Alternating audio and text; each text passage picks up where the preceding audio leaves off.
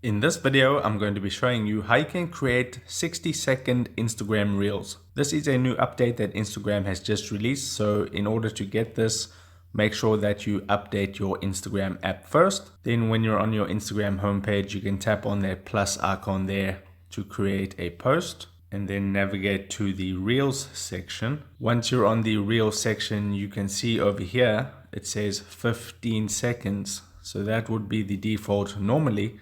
But if you tap on that, it's going to go to 30 seconds. If you tap on it again, it's going to go to 60 seconds. And from here, once you've selected 60 seconds, you just have to press the record button. And you can see the countdown timer at the top is counting down from 60 seconds. Once you've done that, you have all the options that you would normally have to add music. You can tap on music to go ahead and add music and play around with all these settings over here to create your Instagram reel. When you're happy with what you've recorded, tap on preview at the bottom right hand corner and that'll show you your reel.